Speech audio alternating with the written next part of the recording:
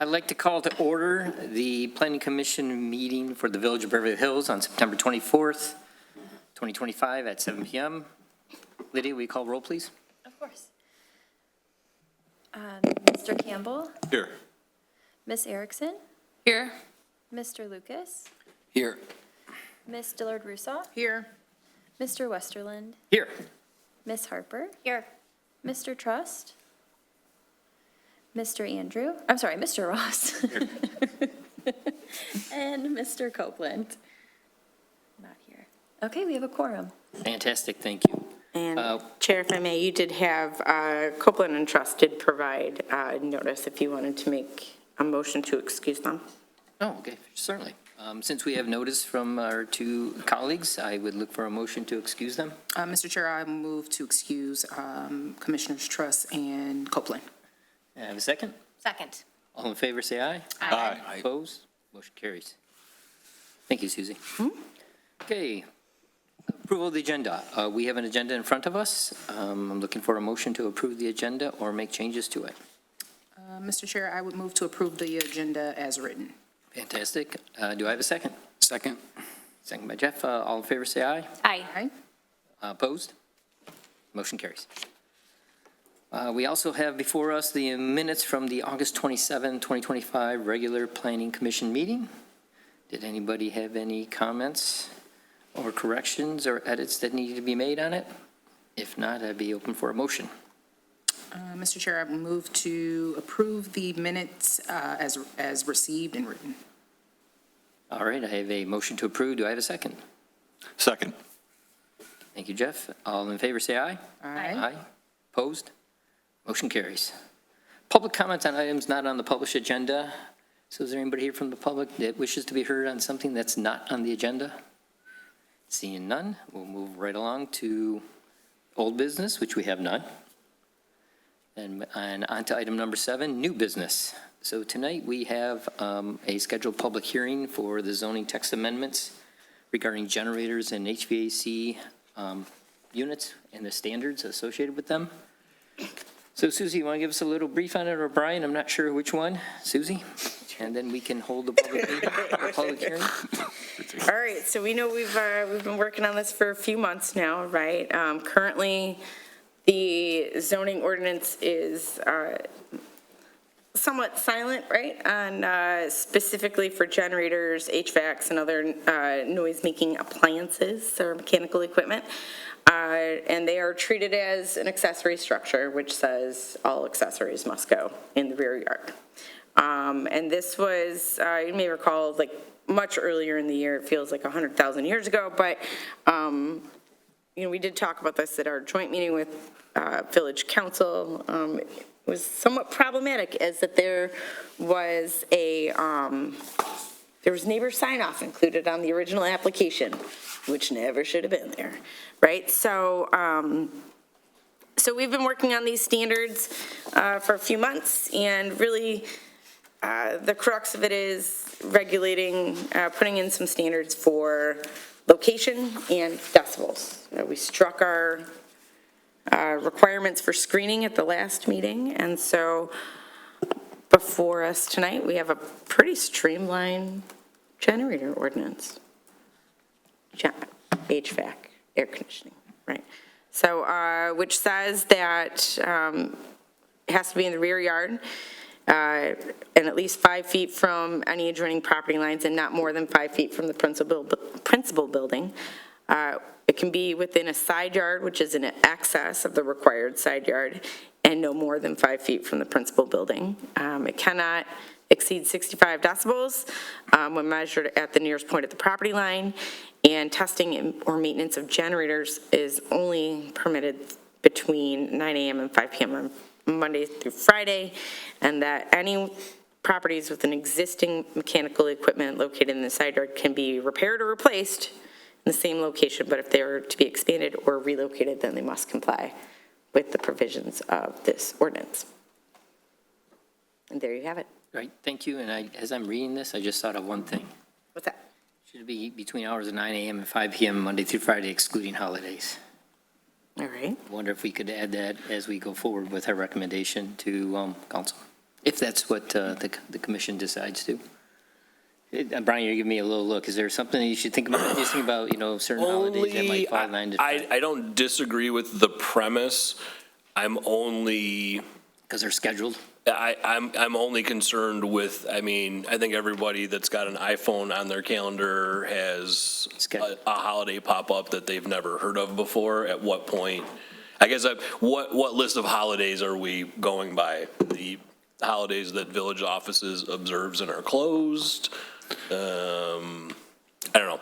I'm just putting that out there because it could be a little dicey. So I read one earlier today, I think it was from a Nevada municipality that said they allow it during emergencies for failure except on automated days, and that's during like 8 to 8 is when it's allowed. For instance, I'll give you an example, just as the village office one starts at 8 on a Yes. Monday morning. So 9 to 5 doesn't even work for the village office, so. I mean, the holiday thing, I have one. To get in to change it, it's like 5 menus deep. So that would be my only concern, is like, because I know I've been home, I think mine goes off on Monday, so I've been home on a Monday, and I wouldn't know how to change it, so I'm not sure if people are going to easily be able to.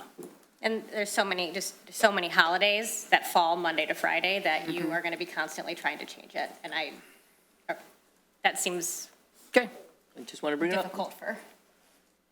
Okay, with that, we'll just move to the public hearing. Yeah? So I will open the public hearing at 7:09.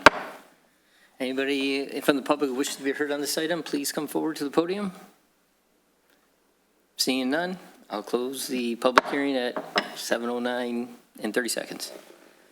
All right, bring it back to the table. So we had a little brief discussion about exclusion, and I think that the sense is we're not going to go forward with that. Any other comments or questions among the commissioners regarding this matter? I had one comment, if I may, Mr. Chair, or Sure. question, and I may have missed it, I wasn't here last month. So when I read how the ordinance is drafted with the 65 decibel measurement, the way I read this is if somebody has a generator that is pre-existing, that is over that level, they would not be protected. They would have something that was out of the ordinance, that code could come and say it's too loud. But when they put it in, it wasn't. So that was my concern, that because the subsection 4 is its own separate section. So it doesn't look like the 65 decibel applies to, or has an exception or a carve out for existing units. So that's my concern. And then, is ordinance going to come and tell people to take away their generator, or they're just going to selectively decide if they're going to enforce the ordinance or not? I don't, Mr. Chair, I think the intent is that it can be repaired or replaced in the same location. So I would, well, I'm trying to think of the clause of the last sentence is the key, trying to figure out, so expansion or relocation kicks in all of the other provisions. So I'm trying to think, does that mean the opposite if it isn't an expansion or relocation? Does it not kick in the other So it comes down as a grandfathered. standards? Well, If it's an existing unit, that's you're certainly, so 75. this is zoning. So anyone that has one now that wouldn't meet this test is absolutely allowed to keep it, maintain it, like any other non-conforming structure. But you have limitations on expanding non-conforming structures, uses, et cetera. So, it wouldn't affect anyone that has an existing one. What it would affect is if they had to replace it potentially, and their replacement was unable to meet that. But I think it could even be repaired and still not meet. You could still maintain it where it is. I think that's kind of our intent too, because I think that was what we got caught on with one of the initial drafts was there's a lot of these out there. Are we really penalizing people? And we tried to back off on that, saying that you could keep it in that same place, because we know there's a lot of things that go with it, especially, a generator. There's utility lines and things that have to go to these, and I don't think our goal was to make people have to pick up and move these and completely relocate them. But we did want to put some standards in place for new ones. Well, point of information, is it possible to constrict the generator or like put a structure around it so it would bring the decibels down? Is this something that has to be exposed, kind of like an AC unit, or is this something that they could control with more structures around it? Because if I had to listen to my neighbor hum at 65 decibels all day long above that, I think I would get irritated. We did have there was a screening provision that was in the previous version that got struck out, right? And that would have, I mean, the language was for evergreen shrubs, right? To help with both the visual appearance of the generator or air conditioning unit or whatever it was, and help with noise reduction, ultimately. But to Elizabeth's point, if somebody has a unit that measures more than 65 at the property line, if they were to put a screen around it, an acoustical screen, baffle, to reduce that noise, then it meets ordinance by being measured at less than 65 decibels at the property line. So, I mean, you could, if you were going to, in the event it's a new generator, that the property owner would have the ability to mitigate that to align with the ordinance requirements. And I'm not a generator expert by any stretch, but I also, I'm pretty sure there are a lot of different mechanisms to help mitigate noise and help reduce it or muffle it. A lot of them are part of like the packages you can buy with your generator, and/or something that would be some type of fence screen, or even while we took out the requirement for evergreen landscape screening, that doesn't mean that you couldn't put it in. Correct. And if you could demonstrate that that was able to, what's the right word I'm looking for, but to reduce, I guess, the noise generated measured at the property line, then, you could do all of those things or a combination of them, and that might help mitigate the situation. Are we still, I wasn't at the last meeting either, but I know somebody submitted a comment, I think you sent it. I mean, the only challenge with the 65 is that most of the new units people are going to want to put in are by spec more than that. Well, I mean, and that's certainly, Commissioner Ross also provided the additional research, I guess, about common elements, common noise-making things that we would hear out in the world, right? And so, I mean, as I had mentioned to Commissioner Ross, I mean, we can certainly change this, right? I mean, we can say, we looked at this list, we've gotten this public comment, maybe it's appropriate to increase the decibel levels to, say, 70, right? I mean, we're still at that point where we can make modifications to this ordinance. Because most people, because I just had them come out and look at mine, and 18 is pretty much like what most people are going to put in now. Okay. And that's like, but if you want to like run, for example, both ACs and stuff, you're going to be up in the 20s. So I think, like they were kind of telling me, nobody goes down to 11 or whatever I have, so. Yeah, I just don't, that might be a little restrictive in my opinion. Just to go off of that, I think to run a 2,000 square foot house and have it run, the noise is about 68 decibels. And I don't know at the property line, I guess that's maybe you fall into the 65, but that's for Beverly Hills, people have larger homes, right? And they're not, I think they're trying to get a unit to run their house, not to maybe just like power a few things. I think that's a valid concern. Yeah.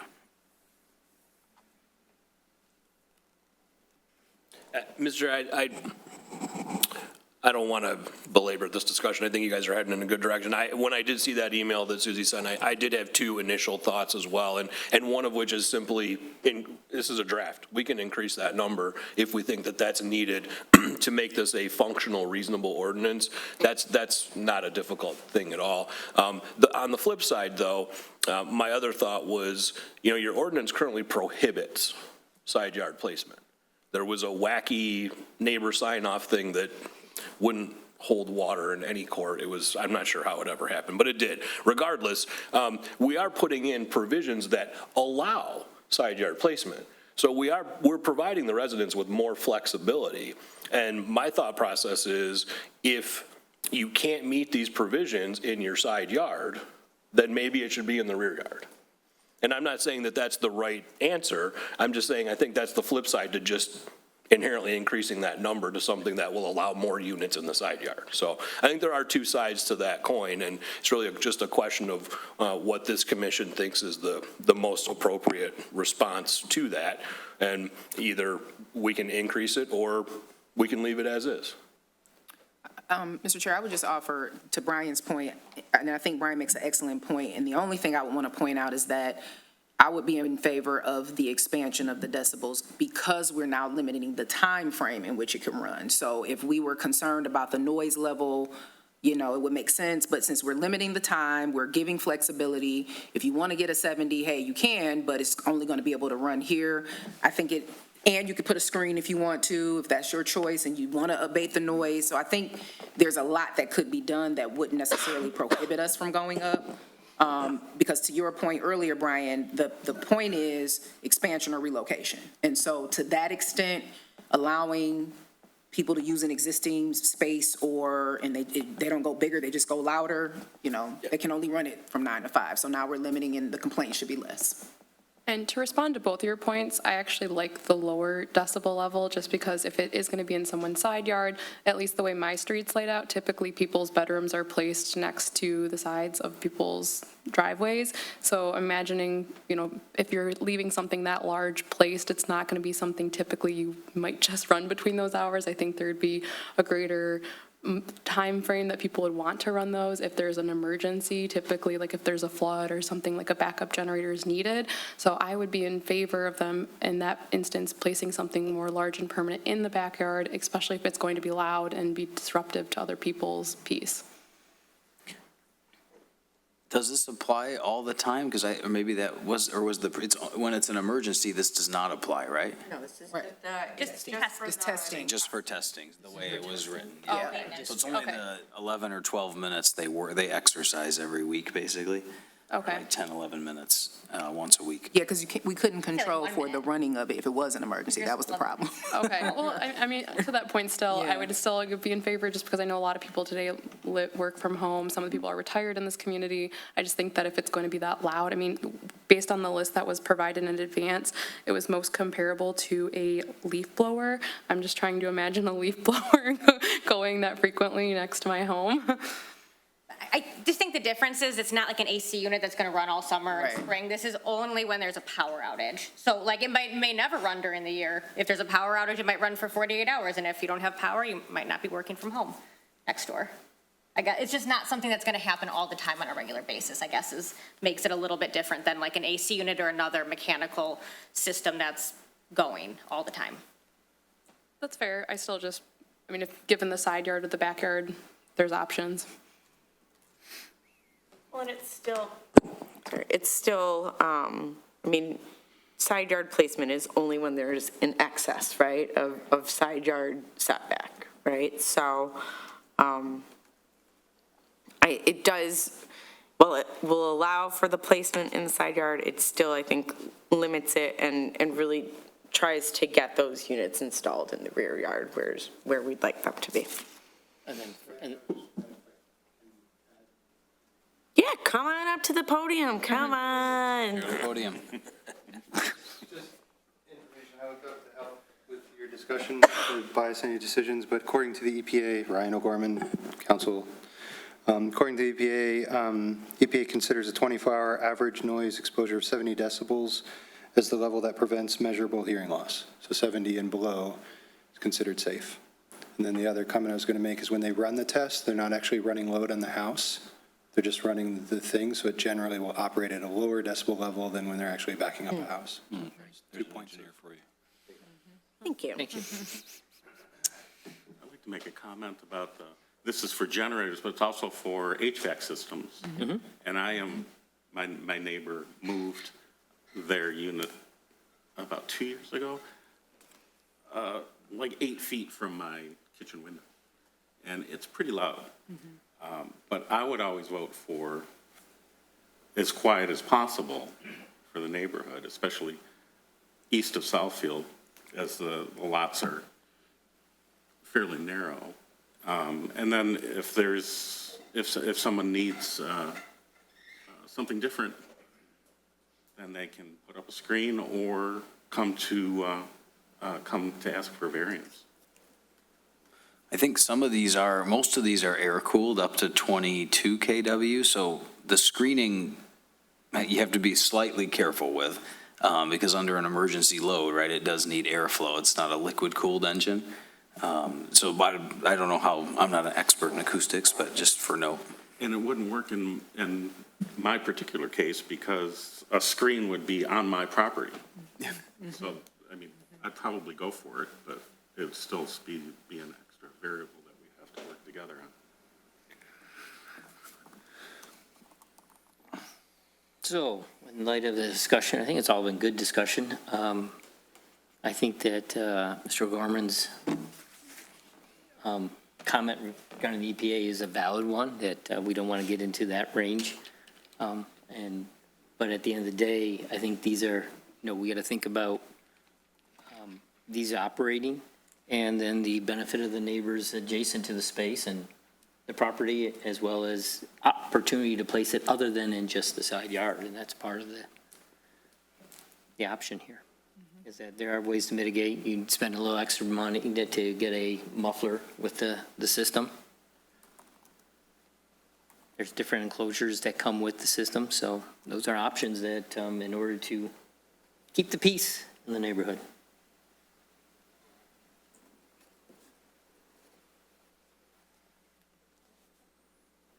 I don't know if anybody's beholden to make any changes, we could, I'd propose to move it to 70. I propose to move to 72. we can make it part of a motion and then see how the motion bears out, if there's support, and if not, then we can have a new motion to get whatever it takes to pass. I think, I don't know what the straw poll is here. If there's there's 2, 4, 6, 7 of us. If there's 4, if we want to do a straw poll of who would be in favor of moving up to 70, then we can see where we're going. And then we can, if that has legs, we can go from there. If not, we can fall back on the way the ordinance is, the way it's decided. And again, this is a recommendation to council, and we have a council member here that can bring it up, those specifics, to the council at that time, if they feel otherwise than what we've recommended.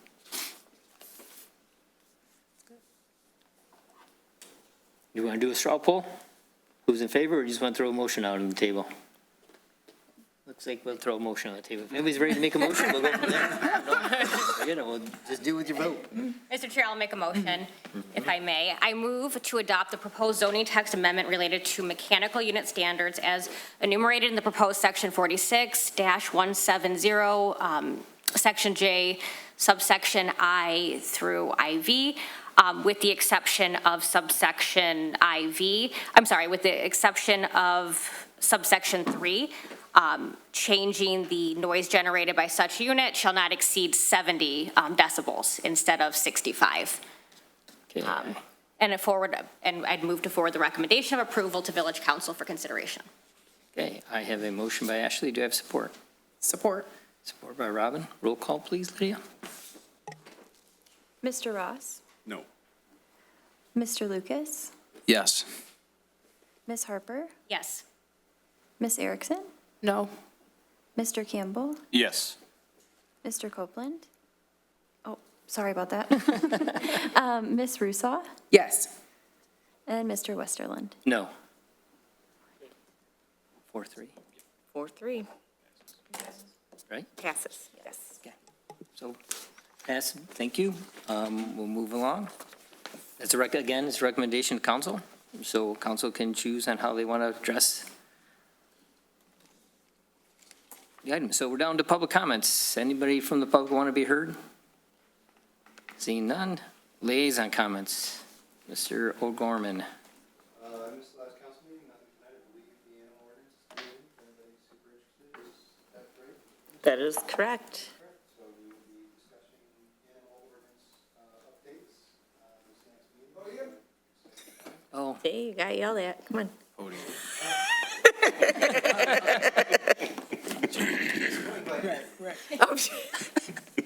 Just kidding. Liaison. Appreciate the discussion this evening. I missed the last council meeting, so I don't have any updates from that, but we are going to be reviewing the animal ordinance in the next meeting for those interested. I think it'll be a lively discussion. And that's it. I appreciate the comments, and I'll make sure to carry those forward to the council as this comes before them. Thank you. Staff comment. Not much, I will say, just to fill in a little bit, right? So, yes, council's had their first reading on the animal ordinance, both the for and against. Second reading will be on October 7th. It's my understanding that's going to be like the item on the agenda, right? So, stay tuned, I guess, stay tuned. Other than that, I know I've mentioned it, I think at the last couple of meetings, no October meeting. We're going to the planning conference so we can get smarter for you guys, or at least I'm going to get smarter. I have to kind of jury's out on Brian here, but we'll see, right? Could be different. Not sure if we're going to have a November meeting or not. I haven't received any items just yet. Still a little early, right? So, So what's the date of our November meeting, though, because of Thanksgiving? November 19th. Okay. So it is the week before. Yep. Right.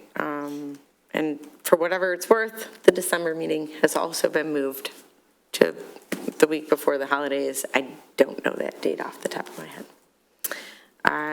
That is, well, we do have our newest commissioner, Elizabeth Erickson, so welcome, thank you, glad to see you. And so, welcome, and that is all I have for us tonight. Okay. Commissioner comments. We'll start with Andy. No comment. Ashley? Just welcome to Elizabeth and Jeff. I wasn't here last month, but just hello to the new members. That's it. Jeff? Just a question for Susie. Do we offer citizen planner to the new people who have never gone through the? We will be having some training for our new planning commissioners and our new ZBA members. I just need to get my act together. Thanks. No, that's it. Thank you. Elizabeth? Just thank you for the warm welcome, everyone. I'm excited to be here. Jeff? Welcome, always good to have another Jeff. That's my only comment. Welcome, Elizabeth. I hope you have some wonderful times on this commission, and I pray for crazy things to come your way that we've been that have come our way. Yes, so you can have some excitement. No, I'm just kidding. But welcome. It's been fun for all of us. I think I'll just make a comment. Just over the last few months, I think I brought up last time, the Oakland County Bar had in the Latches article about zoning. For some reason, I feel like it's just like a hot topic right now. Like I'm seeing it everywhere. So I'm just, reflecting on the fact that we really do play a really good role and an important role in communities. And so it's nice to have somebody else on the commission who believes in that, I hope. And, just working with great people who really believe in the mission of zoning and planning and just understanding how communities work. So that's all I have. Thank you. Welcome, Elizabeth, and, by your insights tonight, I think you're ready to go and be a very valuable member of the Planning Commission, so welcome. Because Charlie's not here, I'm going to put in the plug for the Halloween Hoot. Halloween Hoot, since we won't have an October meeting, Halloween Hoot's going to be coming up. It's a fantastic event. I do say so myself. Please show up, encourage neighbors and your community, your subdivision to participate and put up a station in the woods. I heard that Charlie threw down a challenge that he's going to throw out the most candy ever. So he's got to compete against the Pirates, okay? We'll up our game, I guess. So, but it's a great family event, so it's wonderful. And that's all I have. So going over to correspondence. I gave you all my correspondence at the last meeting. All right. That's it. Okay, with that, I'm looking for a motion to adjourn. I move to adjourn, Mr. Chair. Do you have a second? Second. All in favor? Aye. Meeting adjourned. Nice job.